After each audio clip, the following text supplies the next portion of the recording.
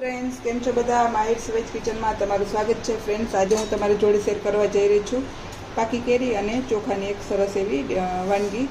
तो सौथी पहला एमां आपणे 2 लीटर दूध ने घाटू करवा मूकी देशुं। दूध ज्यां सुधी घाटू थाय त्यां सुधी आपणे एने सतत उकाळता रहेशुं, त्यां सुधीमां आपणे आगळनी प्रोसेस करशुं। हवे एक मिक्सी बाउल में पलाळेला आखी रात पलाळेला चोखा लीधा छे, 1 वाटकी जेटला। एने आपणे पीसी लेशुं।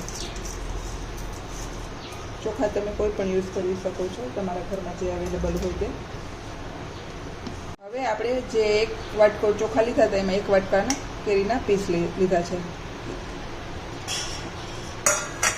अने 2 चमची जेटलो आपणे मिल्क पाउडर एड करशुं।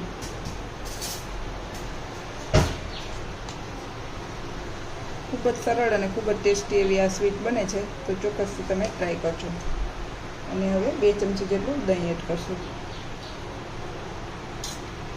આમાં આપણે ખાંડનો યુઝ નથી કરતા, કારણ કે કેરી પણ મીઠી હોય છે અને મિલ્ક પાવડરમાં પણ ખાંડનું પ્રમાણ હોય છે।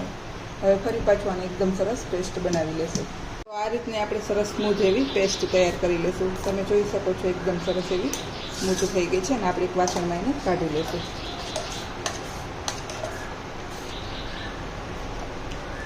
હવે આ બેટરને આપણે સાઈડમાં રાખી લઈએ। હવે આપણું દૂધ છે સરસ ઉકળવા આવ્યું છે, એટલે આપણે 3 ચમચી જેટલી ખાંડ, દૂધના ભાગની સ્વીટ થાય એટલી આપણે ખાંડ એડ કરશું। આના બદલે તમે સાકર પણ એડ કરી શકો છો, પણ ખાંડથી થોડોક વધારે સ્વીટ ટેસ્ટ આવે છે એટલે અત્યારે હું ખાંડનો યુઝ કરું છું। અને આપણે 1 ચમચી કોર્નફ્લોર હોય એમાં આપણે મિલ્ક એડ કરી અને દૂધમાં એડ કરશું,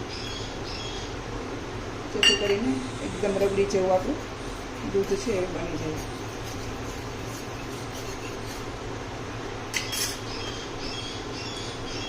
અને ફરી પાછું આપણે એકદમ સરસ એને હલાવી રાખશું। હવે આપણે આ દૂધને સાઈડમાં રાખશું અને સતત એને પકાવતા રહીશું, અને ત્યાં સુધીમાં આપણે આપણી આગળની પ્રોસેસ ચાલુ કરી દઈશું। આ બેટરમાં આપણે 1 ચમચી ઘી એડ કરશું, જેથી કરીને આપણી જે મીઠાઈ છે એકદમ સોફ્ટ બનશે। અને 1 પાઉચ ઈનો એડ કરી દઈશું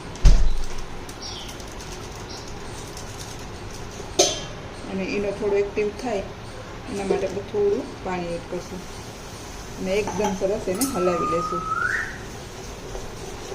આને તમે નાના નાના બોલ્સ પણ બનાવી શકો, જે આપણે ઇડલીનું નાની ઇડલીનું જે આવે છે મોલ્ડ એમાં પણ કરી શકો, અને ગોળ અને ચોરસ કોઈ બી તમે કરી શકો છો। આ રીતે એકદમ હલાવી અને ફ્લફી થઈ જાય બેટર ત્યાં સુધી એને હલાવી અને એક આપણે ઘી લગાવેલી પ્લેટમાં એને પાથરી દેશું। અને જો તમારે ઇડલી મોલ્ડમાં કરવું હોય તો તમે થોડું આને થીક રાખવાનું અને એને નાના નાના ગોળ ઇડલીના સ્ટેન્ડમાં ગોળ ઇડલી કરી લેવી। થોડું ટેપ કરી ડાયરેક્ટ આપણે ઢોકળિયામાં એને સ્ટીમ થવા દેશું। 7 થી 10 મિનિટ સુધી એને સ્ટીમ કરવાનું છે। 10 મિનિટ થઈ ગઈ છે અને તમે જોઈ શકો છો આપણે જે મેંગોનો પલ્પવાળી જે ખીરું બનાવેલું હતું એકદમ સરસ તળી ગયું છે। હવે એને નીચે ઉતારી લેશું। નીચે ઉતારી આપણે એકદમ આને ઠંડુ થવા દેશું। આપણું દૂધ પણ એકદમ સરસ ઘાટું થઈ ગયું છે, તમે જોઈ શકો છો એકદમ રબડીદાર બની ગયું છે। એટલે આ સ્ટેજ ઉપર આપણે કેસર એડ કરી દઈશું અને ડ્રાયફ્રૂટ હવે નીચે ઉતારી ઠંડુ થવા દઈશું। આ રબડીને આપણે એકદમ રૂમ ટેમ્પરેચર પર આવે એટલે આપણે ફ્રીજમાં પછી મૂકી દઈશું અને ફૂલ ઠંડુ થવા દઈશું। હવે આપણું રબડી છે એકદમ સરસ ઘાટી અને એકદમ ઠંડી થઈ ગઈ છે, તમે જોઈ શકો છો। અને આપણે જે ખીરાનું જે ઇડલી બનાવી હતી એ પણ ઠંડુ થઈ ગયું છે। તો હવે આપણે એકદમ સરસ એના પીસ કરી લેશું। આ પીસ તમે તમારા મનગમતા શેપમાં કરી શકો છો। હું અત્યારે ટ્રેંગલ કરીશ, તો આ રીતે આડા ઊભા આપણે કાપા મારતા જઈશું।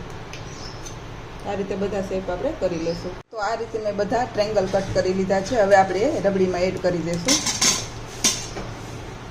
આ આ રીતે બનાવજો. ખરેખર એટલી સરસ સ્વીટ તૈયાર થશે, બાળકો તો શું આ મોટેરાઓને પણ ખૂબ જ ભાવશે. તમે એનો દેખાવ જ જુઓ કેટલું સરસ લાગે છે. તો હવે આપણે એને સર્વ કરશું. તો ફ્રેન્ડ્સ, તૈયાર છે મારી કેરીની આ એક નવી વાનગી. જો તમને મારી આ રેસીપી પસંદ આવે તો લાઇક કરજો, શેર કરજો અને સબસ્ક્રાઈબ કરવાનું ભૂલતા નહીં. અને ચોક્કસથી આ રેસીપી બનાવવાની ટ્રાય કરજો. ખરેખર ખૂબ જ ટેસ્ટી બને છે. Thank you. બાય.